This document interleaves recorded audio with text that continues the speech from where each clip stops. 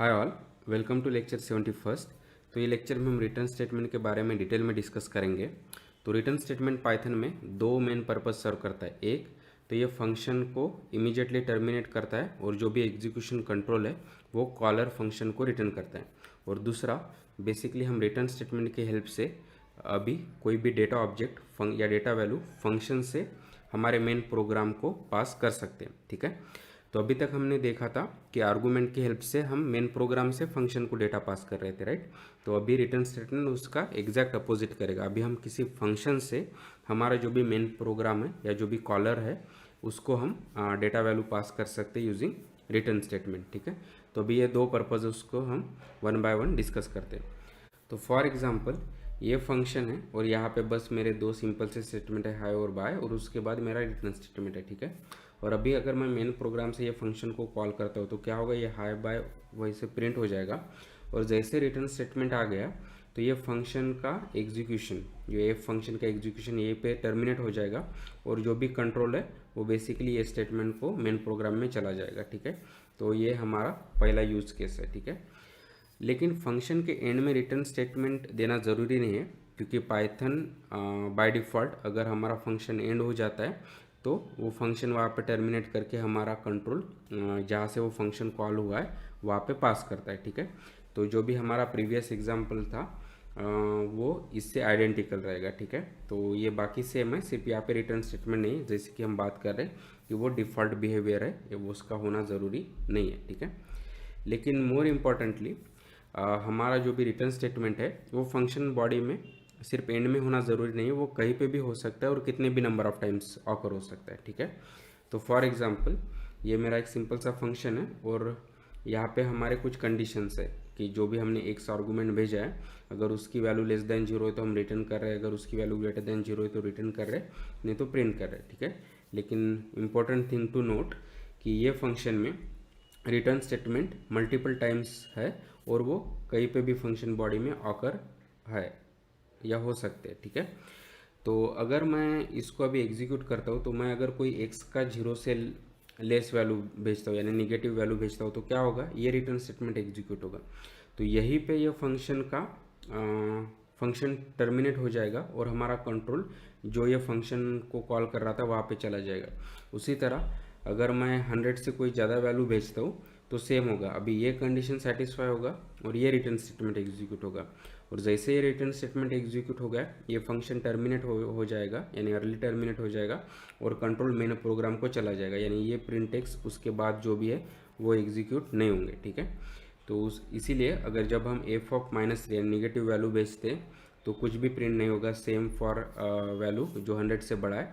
लेकिन अगर 0 से 100 के बीच में अगर हम कोई वैल्यू भेजते हैं तो वो सभी कंडीशन फॉल्स होंगे यहाँ पे। ठीक है, तो ये रिटर्न स्टेटमेंट इसलिए एग्जीक्यूट नहीं होगा और हमारा प्रिंट जो भी हम वैल्यू भेज रहे हैं वो प्रिंट हो जाएगा। ठीक है, अगर मैं 63 भेजता हूँ तो वो 63 प्रिंट करेगा। ठीक है, तो ये जो पैराडाइम हम डिस्कस कर रहे हैं वो बेसिकली एरर चेकिंग के लिए काफ़ी यूज़फुल होता है। ठीक है, तो फॉर एग्जांपल ये अगर मेरा कोई फंक्शन है तो यहाँ पे मेरे मल्टीपल एरर कंडीशंस हो सकते हैं और जब भी कोई एरर कंडीशन सेटिस्फाई होता है तो वहाँ पे बेसिकली हम वो फंक्शन को टर्मिनेट करना चाहते हैं तो वो हम आसानी से कर सकते हैं यूजिंग रिटर्न स्टेटमेंट। ठीक है, यानी हम बस वहाँ पे रिटर्न स्टेटमेंट दे देंगे। अगर कोई भी एरर कंडीशन सेटिस्फाई नहीं होता है तो ही हम ये फंक्शन का नॉर्मल एग्जीक्यूशन कंटिन्यू करना चाहेंगे। ठीक है, तो ये आप पाइथन के बहुत सारे कोड में देखोगे ये पैराडाइम और ये काफ़ी यूज़फुल है और ये रिटर्न स्टेटमेंट का एक काफ़ी इंपॉर्टेंट यूज़ केस है। ठीक है, तो फॉर एग्जांपल जो हमने लास्ट एग्जांपल भी देखा था तो वहाँ पे भी हमारे एरर कंडीशन थे, राइट, कि अगर एक्स निगेटिव है या 0 से या 100 से बड़ा है तो से कि फॉर एग्जांपल हमें मार्क्स प्रिंट करने किसी स्टूडेंट के, तो मार्क्स बिटवीन 0 to 100 होंगे। अगर वो 0 से लेस है या 100 से बड़ा है तो बेसिकली हम वहाँ पे रिटर्न कर रहे हैं, अगर वो नहीं है तो ही वो हम उसको प्रिंट कर रहे थे। ठीक है, तो इस तरह से जो भी एरर कंडीशंस थे या एरर कंडीशंस है वो हम रिटर्न स्टेटमेंट की हेल्प से उसको वैलिडेट कर सकते हैं किसी भी गिवन फंक्शन में। ठीक है, तो ये हो गया रिटर्न स्टेटमेंट का पहला इंपॉर्टेंट यूज़ केस कि जिससे हेल्प से हम किसी भी फंक्शन को प्री मैच्योरली टर्मिनेट कर सकते हैं और बेसिकली कंट्रोल मेन फंक्शन को या कॉलर को हम पास कर सकते हैं। और दूसरा और इक्वली इम्पोर्टेंट इसका यूज़ केस है कि इसके हेल्प से हम फंक्शन से अभी डेटा कॉलर को रिटर्न कर सकते हैं या भेज सकते हैं। ठीक है, तो उसके लिए अभी हम रिटर्न स्टेटमेंट के साथ साथ उसके आगे हमको एक एक्सप्रेशन देना पड़ेगा।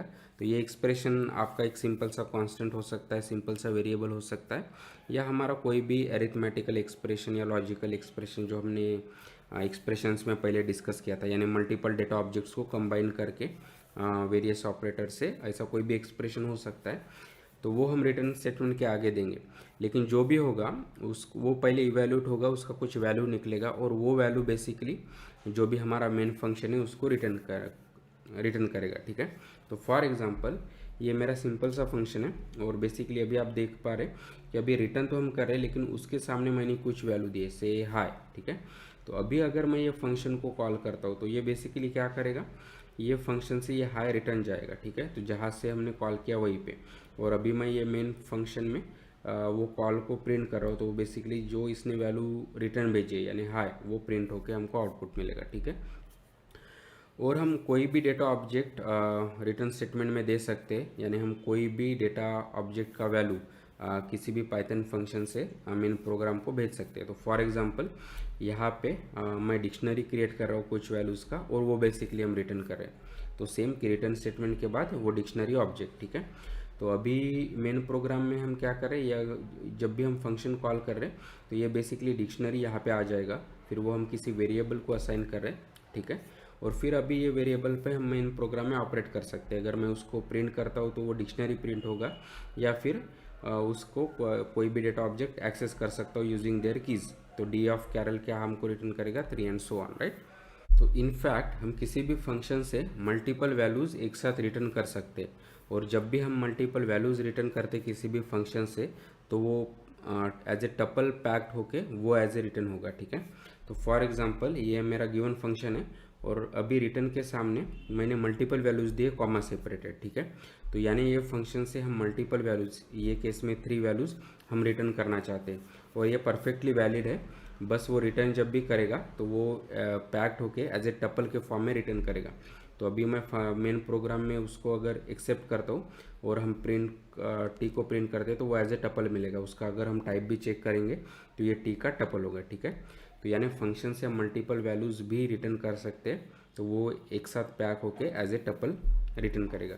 ठीक है, और हमने ये पैकिंग और अनपैकिंग में पहले भी देखा था कि जब भी हम फंक्शन मेन प्रोग्राम में हम उसको एक साथ अनपैक भी कर सकते हैं। अभी मैं फंक्शन कॉल कर रहा हूँ तो जैसे हमने बात की थी कि ये एज ए टपल रिटर्न करेगा, लेकिन मुझे वो किसी एक वेरिएबल में स्टोर करने की ज़रूरत नहीं है और बाद में अनपैक करने की ज़रूरत नहीं, हम एक साथ उसको अनपैक भी कर सकते हैं। तो अगर मैं XYZ वेरिएबल अगर देता हूँ तो क्या होगा, ये टपल के वैल्यूज़ 5 6 7 1 बाय 1 उनमें चले जाएंगे, और अभी अगर हम XYZ के वैल्यूज़ देखते हैं तो X में 5 जाएगा, Y में 6 एंड G में 7।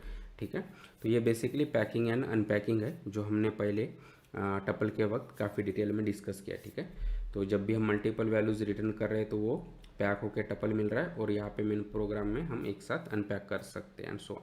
लेकिन इंपॉर्टेंट थिंग टू नोट कि जब भी हम मल्टीपल वैल्यूज़ फंक्शन से रिटर्न करते हैं तो वो एज ए टपल रिटर्न होगा। ठीक है, और अगर हम रिटर्न स्टेटमेंट को कोई वैल्यू नहीं देते, यानी रिटर्न स्टेटमेंट के बाद अगर कोई एक्सप्रेशन नहीं है, तो वो बेसिकली एक स्पेशल वैल्यू नन वो रिटर्न करेगा। ठीक है, तो फॉर एग्जांपल अगर मैं ये फंक्शन को कॉल करता हूँ और अगर आप देखोगे तो यहाँ पे बस रिटर्न है, और अगर मैं ये वैल्यू को प्रिंट करता हूँ तो वो बेसिकली नन देगा। ठीक है, तो नन यानी बेसिकली मिसिंग वैल्यू होता है। ये जैसे डेटा ऑब्जेक्ट में या डेटाबेस में नल होता है उसके जैसा ही थोड़ा सा एक्ट होता है।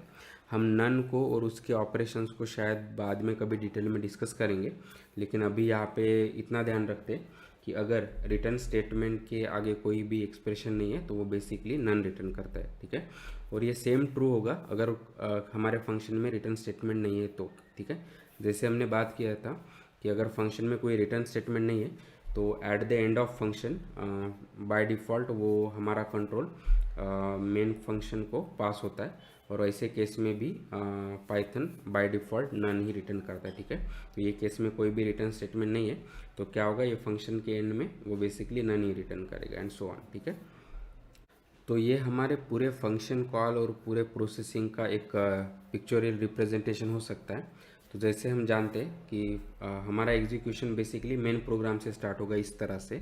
ठीक है, और फिर जब भी फंक्शन कॉल आएगा तो क्या होगा, कंट्रोल यहाँ पे मेन प्रोग्राम का कंट्रोल पास हो जाएगा वो फंक्शन को, और अगर हम कोई आर्गूमेंट वो फंक्शन को दे रहे तो वो बेसिकली पास हो जाएंगे वो फंक्शन को, ठीक है।